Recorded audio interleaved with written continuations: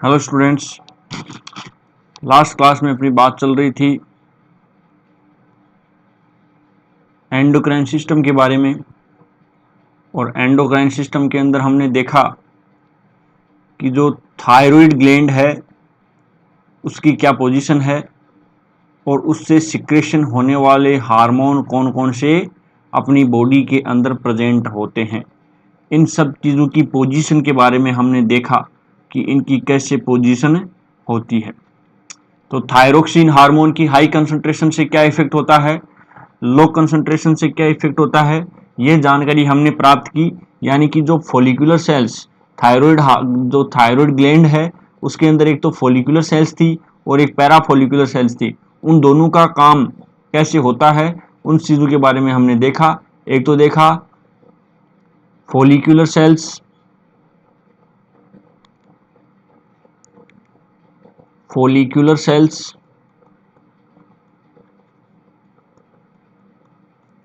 और दूसरी सेल्स होती थी para follicular cells. Follicular cells और पैरा फॉलिकुलर सेल्स ने थायरोक्सिन हार्मोन को रिलीज किया था। अब बात करेंगे अपन पैरा फॉलिकुलर सेल्स की कि पैरा फॉलिकुलर सेल्स का क्या काम होता है। तो पैरा फॉलिकुलर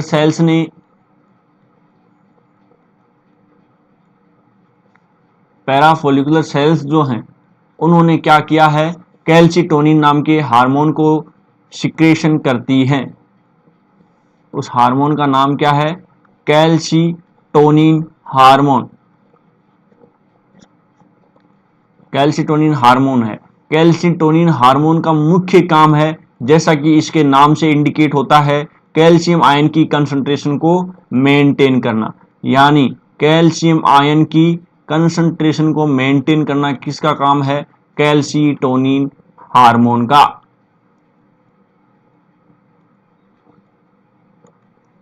इसको ये मेंटेन करता है। अब देखिए कैल्शियम को मेंटेन करने का काम कैसे कर सकता है। अगर आपकी बॉडी के अंदर कैल्शियम आयन की कंसंट्रेशन कमी हो गई तो फिर उसको भी रेगुलेट करने का काम करती है, और अगर कैल्शियम का कंसंट्रेशन ज्यादा हो गई तो फिर उसको भी रेगुलेट करने का काम करती है। तो देखिए अगर आपकी बॉडी के अंदर कैल्शियम आयन की कमी है या कैल्शियम आयन की अधिकता है, दोनों कंडीशन में अपन कोई एक कंडीशन ले रहे हैं। पहली कंडीशन कौन सी ले रहे हैं कि ब्लड के अंदर कैल्शियम आयन की कंसंट्रेशन ज्यादा है। अपन पहली कंडीशन कौन सी लेके चल रहे हैं कि ब्लड के अंदर जो कैल्शियम आयन की कंसंट्रेशन है वो ज्यादा है। अब अगर कैल्शियम आयन की कंसंट्रेशन ज्यादा होगी तो क्या करेगा, कैल्सिटोनिन इसके ऊपर एक्ट करेगा।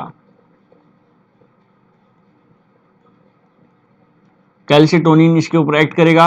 अब कैल्सिटोनिन क्या काम करेगा, जो ओस्टियोब्लास्ट सेल्स हैं,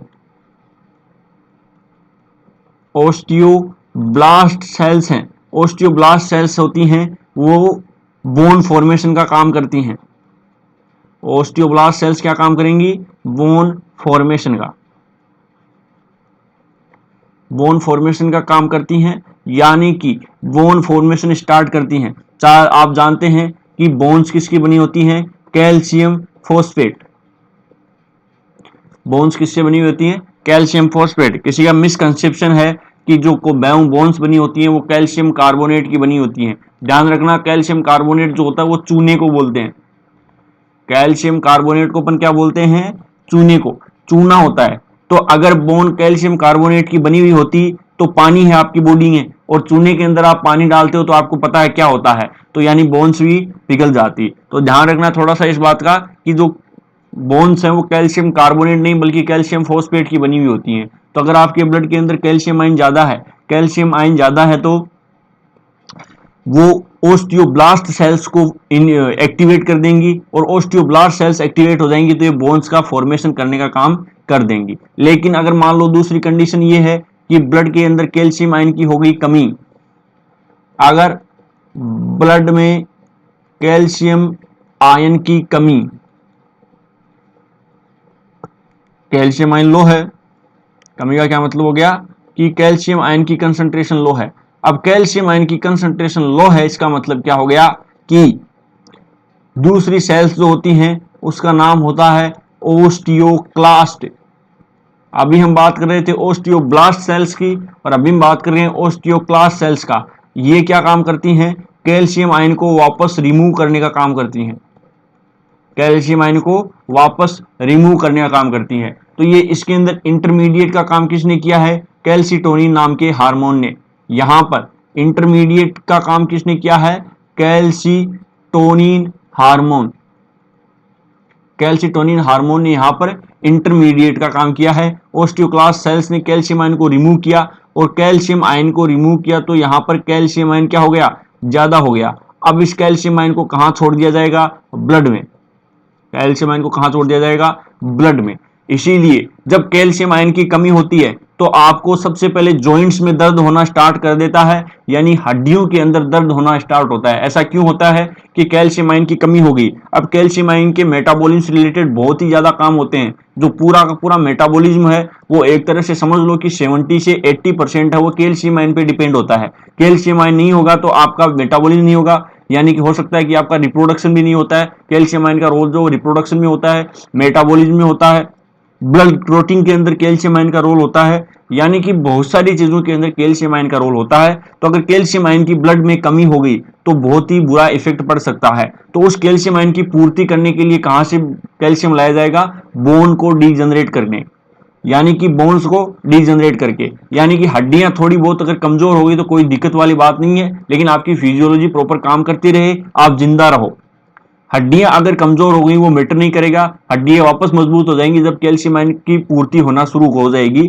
लेकिन मैटर क्या करता है कि आपको जिंदा रहना है। तो जिंदा रहने के लिए जो एक्स्ट्रा कैल्शियम है वो बोन्स में स्टोर किया जाता है, और भी ज्यादा कैल्शियम की कमी हो गई तो फिर बोन से कैल्शियम आयन को निकालना स्टार्ट कर दिया जाता है, जिससे जो हड्डियां हैं वो कमजोर होती हैं। तो कैल्शियम आयन की कमी की वजह से हड्डियां कमजोर नहीं हो रही हैं, ब्लड के अंदर कैल्शियम आयन की कमी थी जिसकी वजह से हड्डियों से कैल्शियम लेके उसको काम में कहां लिया जा रहा है? ब्लड के अंदर, यानी कि पूरा मेटाबॉलिज्म से रिलेटेड उससे काम करवाया जा रहा है। ये बात थी आपकी किसके बारे में? थायरोक्सिन हार्मोन और कैल्सिटोनिन हार्मोन, यानी कि थायराइड ग्लैंड के बारे में हमने बात की। अब देखिए एक दूसरी ग्लैंड आती है पैराथायरॉयड ग्लैंड, जो पैराथार्मोन हार्मोन रिलीज करती है। उस हार्मोन का नाम क्या होता है? पैराथार्मोन।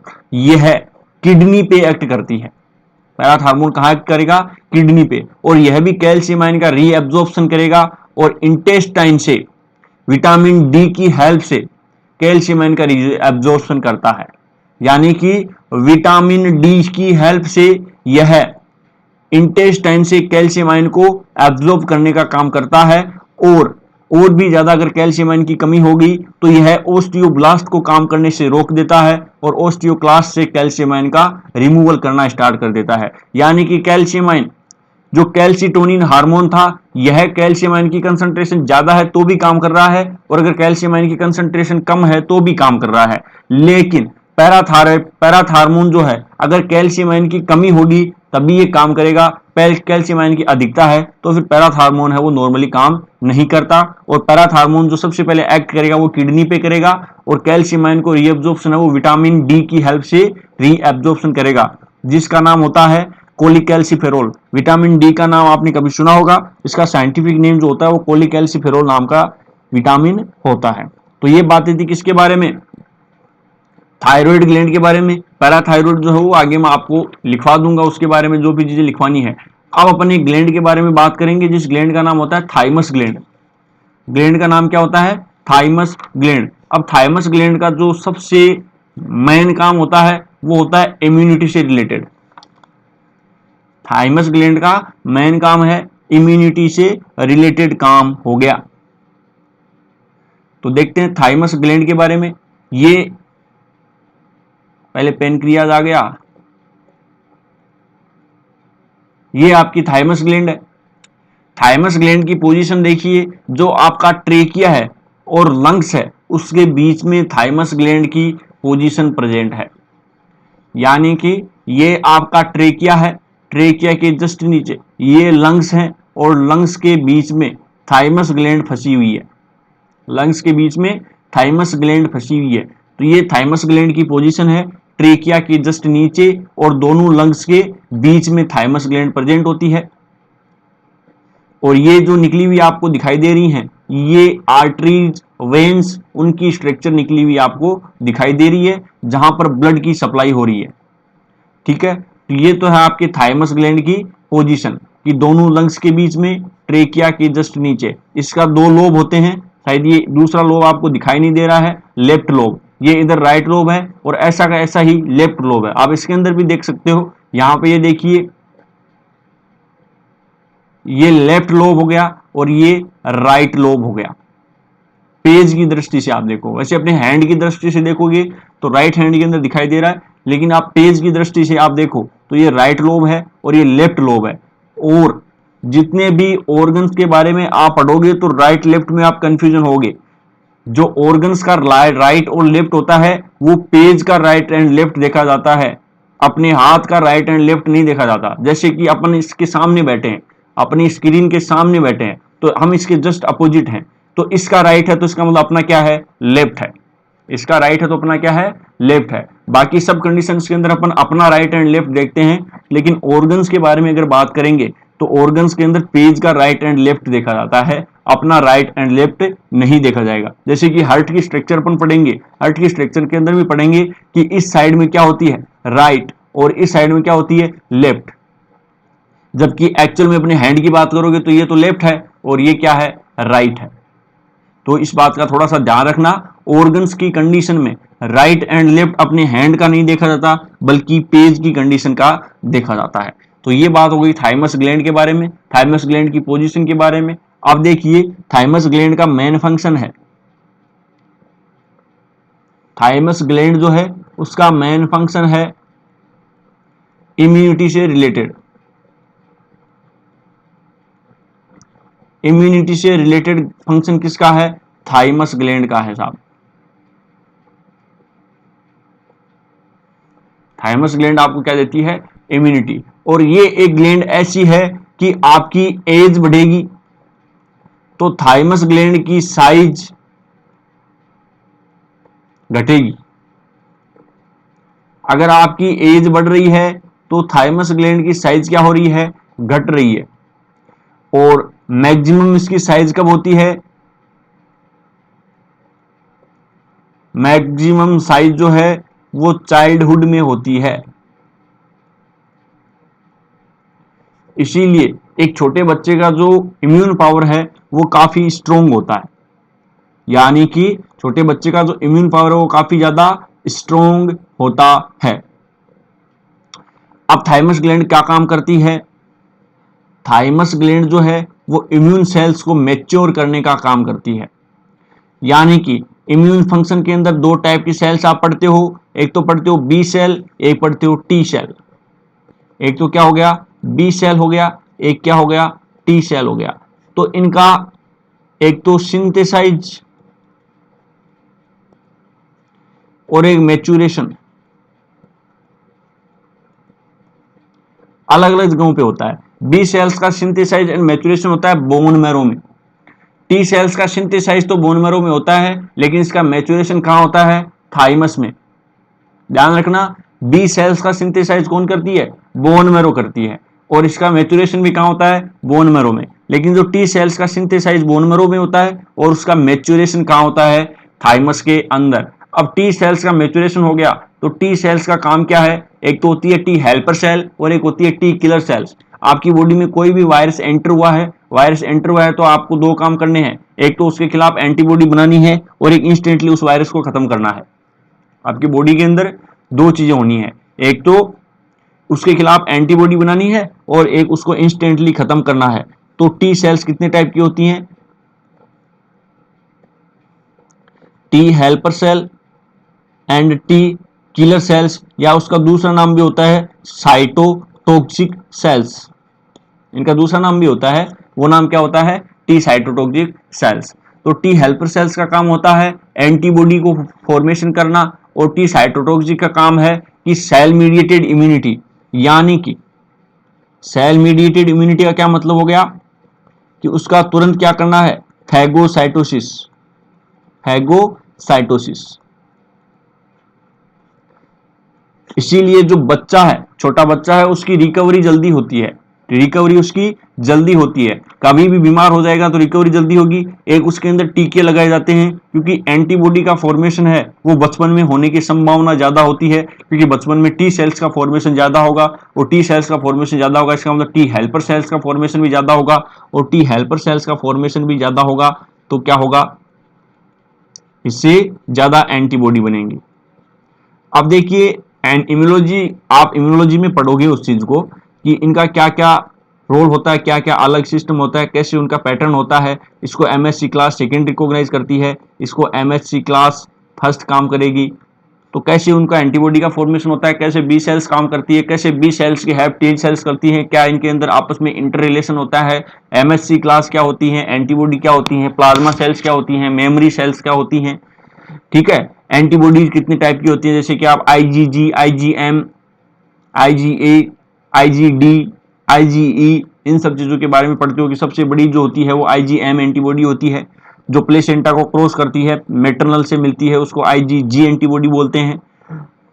आईजीए एंटीबॉडी होती है वो जितने भी फ्लूइड होते हैं, लिक्विड मीडियम होते हैं, उनके अंदर आपको आईजीए एंटीबॉडी मिलती है। एलर्जी से रिलेटेड जितने भी काम है वो आईजीई के काम है। तो इस प्रकार से जितनी भी एंटीबॉडीज होती हैं उनका सारा काम है वो डिवाइडेशन हुआ होता है कि पर्टिकुलर एंटीबॉडी को पर्टिकुलर काम करना होता है। तो ये बातें किसके बारे में, थाइमस ग्लैंड के बारे में। ध्यान रखना ये एक ऐसी ग्लैंड है जो एज बढ़ने के साथ में इसकी साइज घटेगी, इसीलिए जब एज्ड पर्सन हो जाता है उसके अंदर इम्यून पावर है वो बहुत ही ज्यादा वीक हो जाता है। उसके अंदर इम्यून पावर वही काम करता है जो पहले से उसके अंदर एंटीबॉडी बनी हुई है। इसीलिए तो बोलते हैं कि बच्चे को ज्यादा धूल मिट्टी में या ज्यादा पोल्यूशन के कॉन्टेक्ट में रखना चाहिए, ज्यादा उसकी केयर नहीं करनी चाहिए। अगर ज्यादा आप पोल्यूशन या जितने भी जो रियल एनवायरमेंट है उसके कॉन्टेक्ट में रखोगे तो उसके अंदर उतनी ही ज्यादा एंटीबॉडी बनेगी, क्योंकि बच्चे की रिकवरी है वो फास्ट हो सकती है। कोई भी वायरस, बैक्टीरिया या कोई भी पोल्यूटेंट है वो बच्चे को इतना ज्यादा इफेक्ट नहीं कर सकता। कोई भी वायरस, बैक्टीरिया, जो भी चीजें हैं वो बच्चे को इतना ज्यादा इफेक्ट नहीं कर सकता, तो उसके अंदर एंटीबॉडी बनने की प्रोबेबिलिटी ज्यादा होती है। और बचपन के अंदर जितनी ज्यादा एंटीबॉडी बन गई तो आगे चल के वो उतने ही ज्यादा उसके लिए बेनिफिशियल रहेंगी। इसीलिए जो बचपन में इम्यून पावर जितना स्ट्रोंग हो जाएगा वही अच्छा होता है। तो इसका मतलब क्या है कि बचपन में इम्यून पावर को क्या करो, स्ट्रोंग करो। अब देखिए बात करते हैं नेक्स्ट ग्लैंड के बारे में।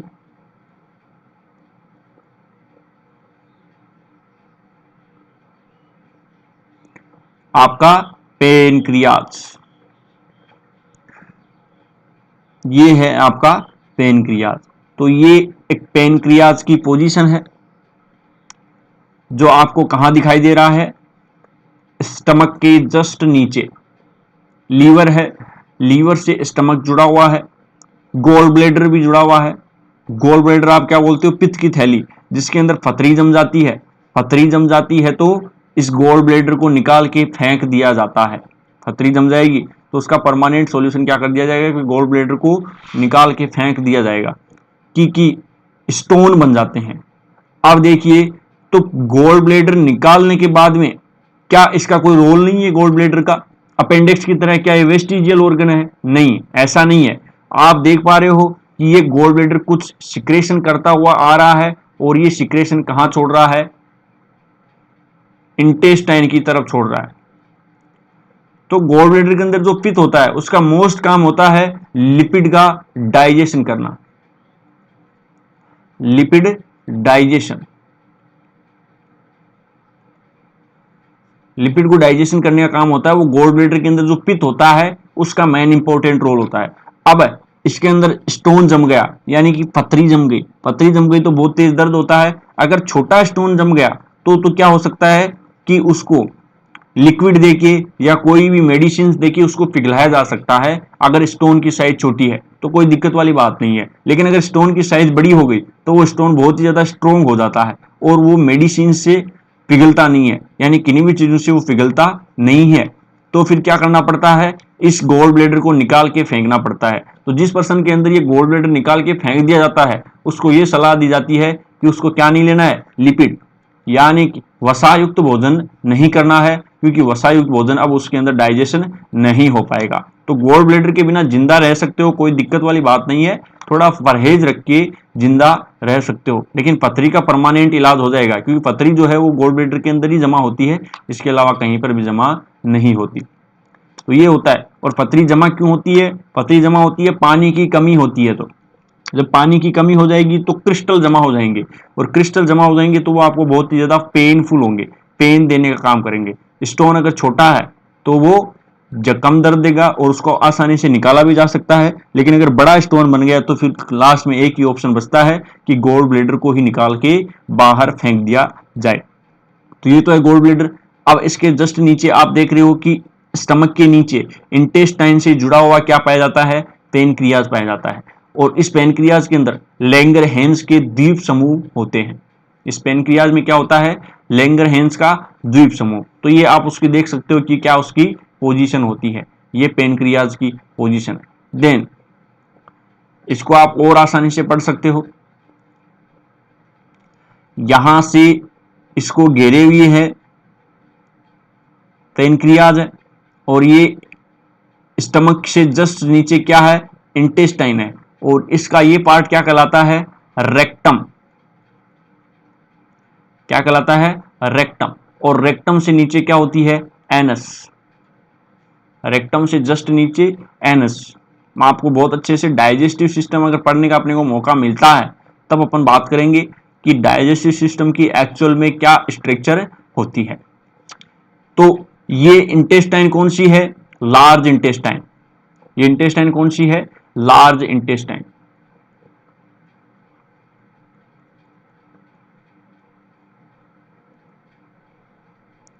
ये लार्ज इंटेस्टाइन है। और इसके अंदर यानी कि इसके जस्ट पीछे आपको ऐसे राउंड में दिखेगी, बहुत लंबी राउंड में, वो होती है स्मॉल इंटेस्टाइन।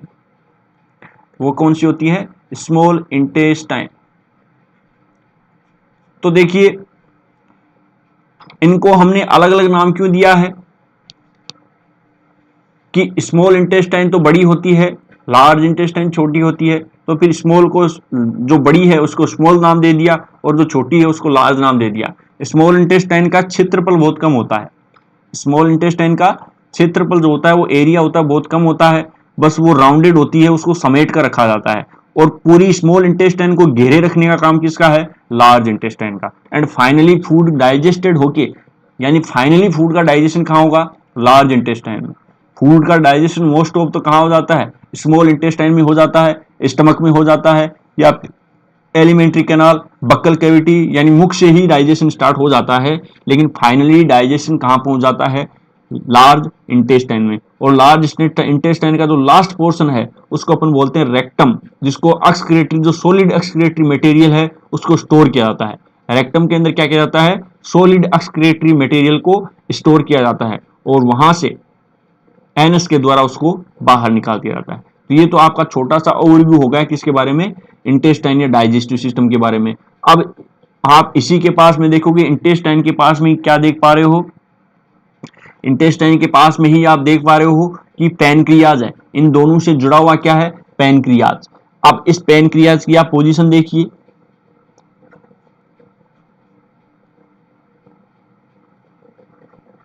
ये इसको ऐसे घेरे हुए इस पोजीशन के अंदर प्रेजेंट है। अब पैनक्रियाज की भी आप टीएस देखते हो तो उसके अंदर एक स्पेसिफिक टाइप की स्ट्रक्चर देखते हैं जिसको अपन बोलते हैं लैंगरहैंस द्वीप समूह। उसको अपन क्या बोलते हैं? लैंगरहैंस द्वीप समूह। अगर आप पर्टिकुलर स्ट्रक्चर देखोगे तो आपको पता चलेगा। हालांकि इसके अंदर आपको सब कुछ दिखाई दे रहा है। ये हार्मोन्स का सिक्रेशन कहां पहुंचा रही है? डाइजेस्टिव एंजाइम लार्ज इंटेस्टाइन के अंदर पहुंचा रही है। यहां पर लैंगरहैंस का द्वीप समूह होता है, और यहाँ ये जो छोटे छोटे बहुत सारे आपको दिखाए गए हैं लैंगरहैंस के द्वीप समूह होते हैं, और उसके अंदर अल्फा, बीटा और डेल्टा सेल्स होती हैं।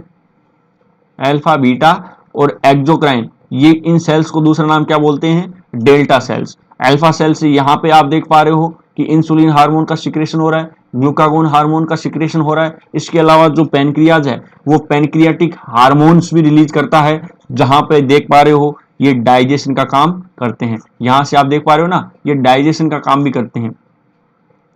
तो इस प्रकार से अल्फा, बीटा और डेल्टा सेल्स हैं वो एंडोक्राइन हार्मोन्स का सिक्रेशन करती हैं, और जो और सेल्स हैं ये एक नली के रूप में आपको दिखाई दे रही है, एशिनर सेल्स जिसको आप बोलते हैं, पैनक्रियाटिक डक्ट बोलते हैं। और यहाँ पे ये एक एक्सोक्राइन ग्लैंड यानी एक्सोक्राइन हार्मोन कहाँ पे ला रही है, ड्यूडेनम ऑफ स्मॉल इंटेस्टाइन्स की तरफ। यानी कि यहाँ पे जैसे मैंने आपको फोल्ड बताए थे, ये मैंने आपको क्या बताए थे, फोल्ड बताए थे, ये फोल्ड स्मॉल इंटेस्टाइन के होते हैं। तो स्मॉल इंटेस्टाइन को घेरे हुए कौन रखेगी, लार्ज इंटेस्टाइन। लेकिन क्षेत्रफल ज्यादा किसका होता है, लार्ज इंटेस्टाइन का, लेकिन अगर आप साइज या लंबाई देखोगे वो स्मॉल इंटेस्टाइन की ज्यादा होती है। तो ये बातें हैं इसके बारे में। तो ये exocrine as well as endocrine gland भी इसको बोलते हैं। Exocrine as well as endocrine क्यों बोल दिया, एंडोक्राइन का मतलब हो गया इंसुलिन, ग्लूकागोन, ये एंडोक्राइन से रिलेटेड हार्मोन रिलीज कर रही है। और इसकी जो एशिनर सेल्स हैं, इसकी जो एशिनर सेल्स है वो डाइजेस्टिव हार्मोन रिलीज कर रही हैं। एशिनर सेल्स डाइजेस्टिव हार्मोन रिलीज कर रही हैं जो डाइजेशन का काम कर रही हैं। तो ये बात होगी इसके बारे में, पैनक्रियाज के बारे में। अब बात करते हैं लेंगरहैंस के बारे में, थोड़ी सी द्वीप समूह ये क्या होते हैं। तो लेंगरहैंस के अंदर आप देखे थे अल्फा सेल्स, बीटा सेल्स और डेल्टा सेल्स थी। अल्फा सेल्स का क्या काम था, ग्लूकागोन हार्मोन का रिलीज होना। अल्फा सेल्स से क्या रिलीज हुआ, ग्लूकागोन हार्मोन रिलीज हुआ। बीटा सेल से इंसुलिन हार्मोन रिलीज हुआ। एंड डेल्टा सेल से सोमेटो स्टेटिन हार्मोन रिलीज हुआ। सोमेटो स्टेटिन हार्मोन रिलीज हुआ। इस प्रकार अब इंसुलिन का काम क्या है,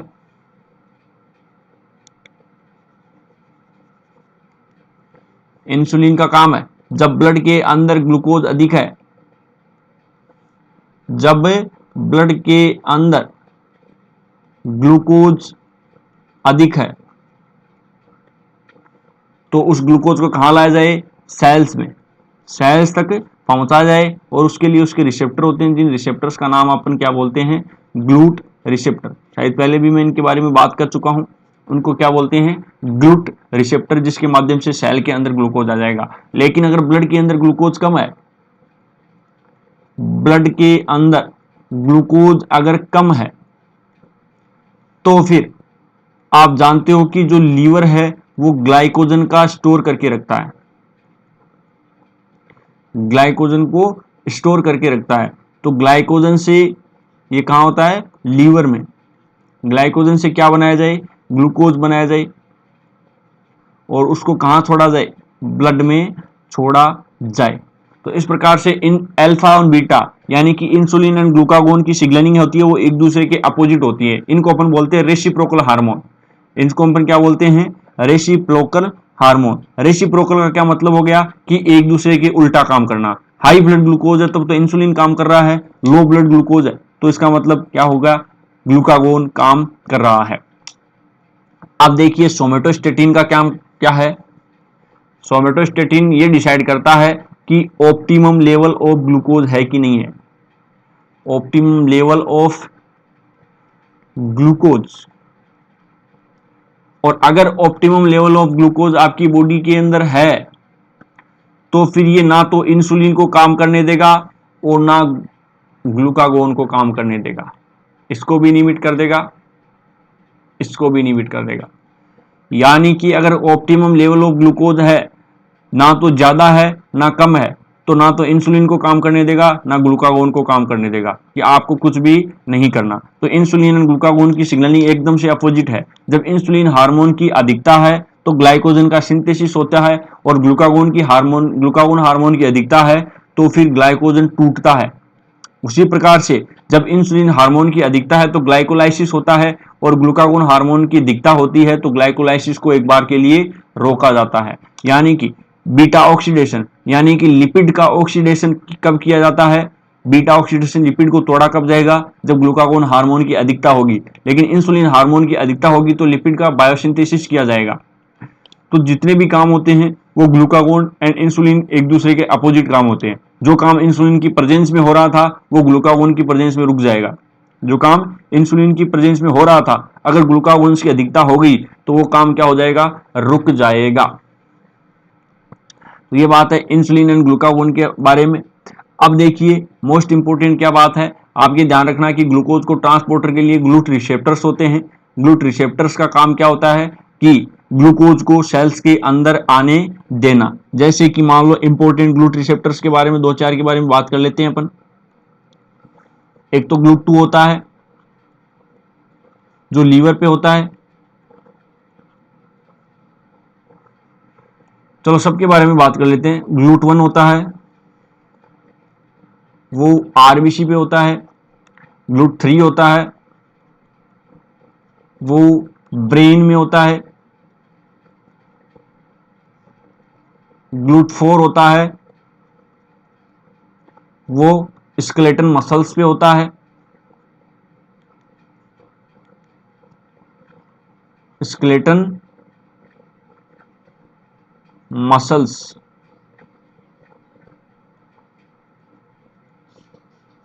और ये जो GLUT4 होता है ये रिसेप्टर इंसुलिन डिपेंडेंट होता है। ये रिसेप्टर क्या होता है, इंसुलिन डिपेंडेंट। इंसुलिन पे डिपेंडेंट ये रिसेप्टर होता है। इसके अलावा GLUT5 होता है वो होता है इंटेस्टाइनल एपिथेलियल सेल्स। मैंने ट्रांसपोर्टर के अंदर ये बात आपको बताई थी कि GLUT5 जो है वो ग्लूकोज के लिए नहीं होती, किसके लिए होता है, फ्रक्टोज के लिए। ये किसके लिए होता है, फ्रक्टोज के लिए। और आपको मैंने ये भी बताई थी इंटेस्टाइनल एपिथेलियल सेल्स। और इंटेस्टाइनल एपिथेलियल सेल्स की मैंने आपको दो साइड बताई थी, एक तो होती है बेसल सरफेस और एक होती है एपिकल सरफेस। एक तो कौन सी सरफेस बताई थी, बेसल सरफेस, और एक एपिकल सरफेस। तो GLUT4 को कहां बताया था, एपिकल सरफेस पे या बेसल सरफेस पे। GLUT5 को मैंने आपको बताया था एपिकल सरफेस की तरफ, जो फ्रक्टोज का ट्रांसपोर्ट कर रही थी। वहां पर ही सेकेंडरी एक्टिव ट्रांसपोर्ट करने के लिए सोडियम ग्लूकोज ट्रांसपोर्टर भी थे। वहां पर GLUT2 भी था। GLUT2 किस साइड में था, GLUT2 की साइड में था, बेसल सरफेस की तरफ था। और सोडियम पोटेशियम पंप था वो भी किस तरफ था, बेसल सरफेस की तरफ। तो अच्छी बात है, आप ये चीजें याद रखना। पढ़ाई हुई जो पीछे की जो भी चीजें हैं वो पढ़ाई हुई याद रखना। तो ये इंसुलिन एंड ग्लूकागोन का काम था। अब देखिए इनसे कुछ डिजीज हो रही हैं। इनसे क्या हो रही हैं, कुछ डिजीज जो क्या होती है, डायबिटीज टाइप की डिजीज होती है। डिजीज कौन सी होगी, डायबिटीज।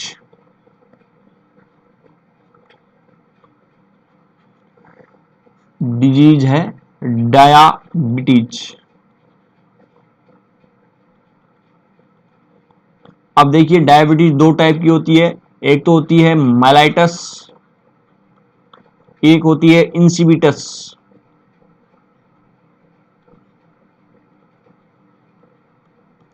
एक तो कौन सी डिजीज होती है, मेलाइटस, और एक होती है इंसिबिटस। ये जो मेलाइटस होती है वो इंसुलिन की कमी की वजह से होती है। मेलाइटस क्या होती है, इंसुलिन की कमी की वजह से।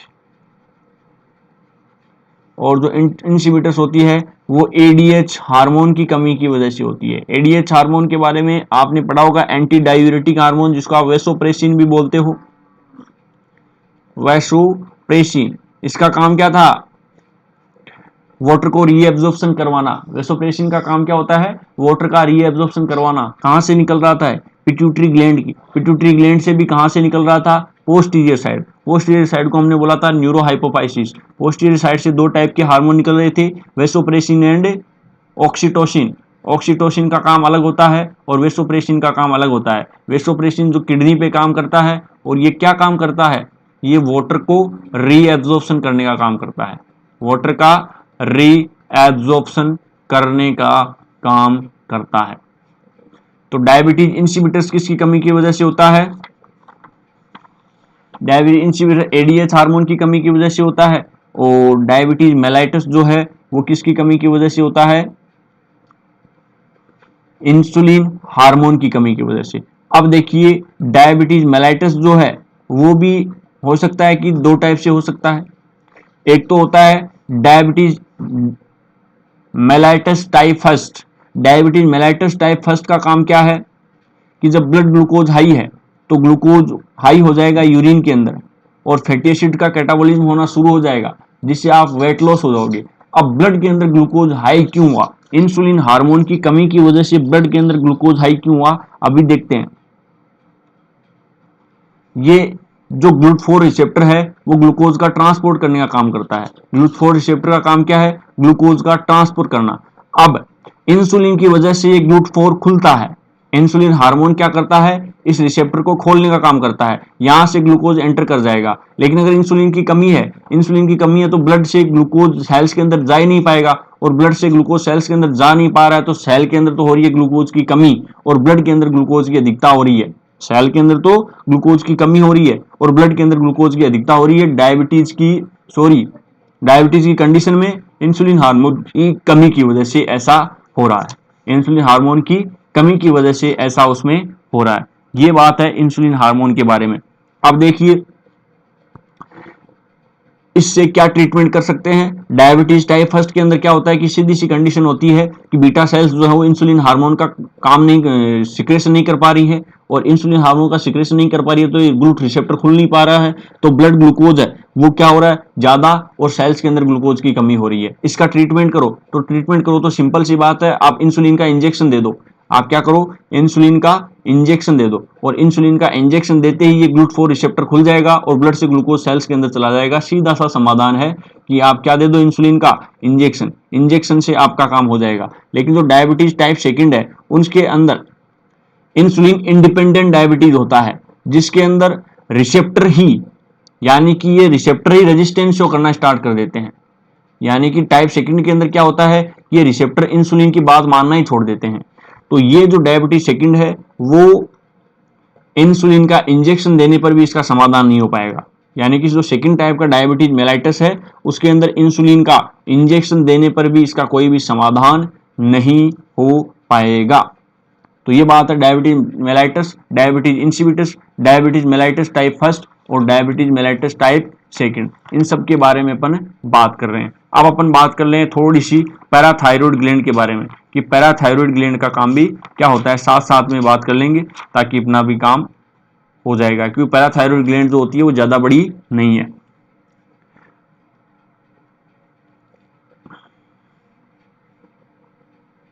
जहां पर भी अपने को जगह मिलती है, मिल गई, पैराथायरॉयड ग्लैंड। पैराथायरॉयड ग्लैंड का काम है पैराथार्मोन रिलीज करना, हार्मोन। और पैराथार्मोन का काम क्या है, कैल्शियम आयन की कंसंट्रेशन को मेंटेन रखना। जब कैल्शियम आयन की कंसंट्रेशन लो होगी, कैल्शियम आयन की कंसंट्रेशन लो होगी तो यह किडनी पे भी एक्ट कर सकता है। कौन? पैराथार्मोन।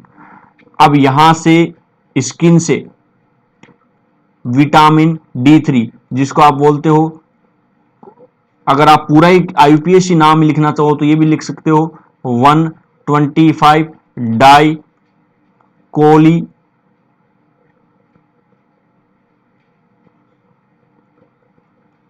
कैल्सीफेरोल, पॉलीकैल्सीफेरोल। ये कहां से निकल के आया है? स्किन से। कहां पर एक्ट करेगा? इंटेस्टाइन पर, इंटेस्टाइन पे एक्ट करेगा।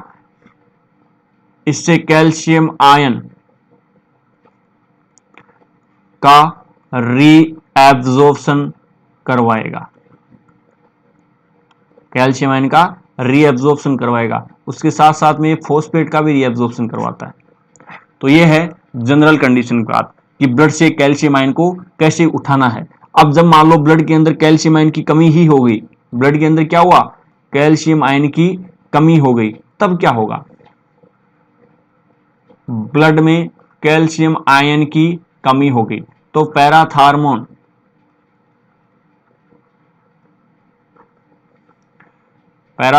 रिलीज होगा पैराथायरॉयड ग्लैंड से, पैराथायरॉयड ग्लैंड से रिलीज होगा। अब ब्लड में कैल्शियम आयन की कमी है तो आपने बोन्स के पास में देखा ये आपकी एक बोन है जैसी भी बनी है। यहां पर ये मान लो ओस्टियोब्लास्ट सेल्स हैं, क्योंकि बोन के अंदर मैंने आपको दो टाइप की सेल्स बताई, osteoblast and osteoclast. Osteoblast and इधर मान लो ये ओस्टियोक्लास्ट सेल्स। ओस्टियोब्लास्ट ने क्या काम कर रही थी? बोन फॉर्मेशन का, यानी कि ये कैल्शियम आयन को काम में ले रहा है। और ओस्टियोक्लास्ट सेल्स बोन को डिजेनरेट करने का काम करती है। मोस्ट अच्छा बात बोलो इसके लिए तो ये कैल्शियम को रिमूव करती है। भाई बोन को कमजोर क्यों करती है? क्योंकि कैल्शियम को रिमूव करना होता है। अब ब्लड के अंदर कैल्शियम आयन की कमी है और ब्लड के अंदर कैल्शियम आयन की कमी है तो पैराथार्मोन हार्मोन रिलीज होगा और यह रिलीज होकर के ओस्टियोब्लास्ट सेल को तो इनहिबिट कर देगा, क्योंकि ऑलरेडी कमी है और आप बोन का फॉर्मेशन कर रहे हो तो और ज्यादा कमी हो जाएगी। तो इसका मतलब ओस्टियोब्लास्ट को तो काम नहीं करने देगा, उनको बोलेगा भाई आप रुको, आप क्या हो, रुको। इसके अलावा जो ओस्टियोक्लास्ट सेल्स को प्रमोट करेगा, यानी कि आप काम करो ताकि कैल्शियम आयन रिमूव हो, और कैल्शियम आयन रिमूव हो तो क्या होगा? कैल्शियम आयन रिमूव हो तो ब्लड के अंदर कैल्शियम आयन की पूर्ति हो जाएगी। तो ये पैराथार्मोन का काम होता है। देन यह कैल्शियम आयन रिलीज करके लास्ट फाइनल कहां भेजा जाता है? लीवर के पास में। अब लीवर है वो डिसाइड कर देगा कि जिसको भी कैल्शियम आयन की आवश्यकता है वो कैल्शियम आयन लेता जाए, क्योंकि हो सकता है कि ब्लड क्लोटिंग की आवश्यकता होगी, हो सकता है कि मेटाबॉलिज्म की आवश्यकता होगी, हो सकता है कि रिप्रोडक्शन करने के लिए आवश्यकता होगी वैसे। और आप जानते हो कि कैल्शियम आयन को स्टोर कहाँ किया जाता है? एक तो ओस्टियोब्लास्ट सेल्स के अंदर, और एक जो स्मूथ एंडोप्लाज्मिक रेटिकुलम होती है उसके अंदर कैल्शियम आयन को स्टोर करके रखा जाता है, जो हमने प्राइमरी एक्टिव ट्रांसपोर्ट के अंदर पढ़ा था कि स्मूथ एंडोप्लाज्मिक रेटिकुलम के अंदर कैल्शियम आयन को स्टोर किया जाता है, जो हमने पी टाइप ऑफ पंप के बारे में बात की थी। तब हम इसके बारे में भी बात की थी, शायद आपको याद हो। तो ये आपकी कुछ ग्लैंड्स थी, लगभग ग्लैंड्स जो है वो हो चुकी हैं। एक आधी ग्लैंड है वो सिंपल छोटी सी ग्लैंड बची है, कुछ गोनाड्स के हार्मोन बचे हैं जो अपन नेक्स्ट क्लास के अंदर उसको कंप्लीट कर देंगे। तो ये आपका एंडोक्राइन सिस्टम था, काफी ज्यादा मैंने आपको एंडोक्राइन सिस्टम करवाया है, लगभग सभी ग्लैंड्स की अपन बात कर लेंगे ताकि आपको भी कोई डाउट ना हो, और आराम से थोड़ा थोड़ा समझा रहा हूँ। जो भी मैं आपको पढ़ा रहा हूँ वो मिनिमम पढ़ा रहा हूँ, एक बात का ध्यान रखना। आप इसके अंदर सोचो कि चलो इंपॉर्टेंट चीजों के बारे में पढ़ रहे हैं, जो भी जितना मिनिमम हो सकता है मैं उतना मिनिमम आपको करके दिखा रहा हूँ। जितना मिनिमम हो सकता है उतना मिनिमम मैं आपको बता रहा हूँ, तो उससे ज्यादा मिनिमम मत करना, ठीक है। तो thank you so much. Next class में मिलते हैं जिसके अपन अपना एंडोक्राइन कंप्लीट करेंगे। एंडोक्राइन थोड़ा सा बड़ा है तो इसमें थोड़ा टाइम लग रहा है, कोई नहीं, करते रहेंगे। आप पढ़ते रहिए और नेक्स्ट क्लास में मिलते हैं।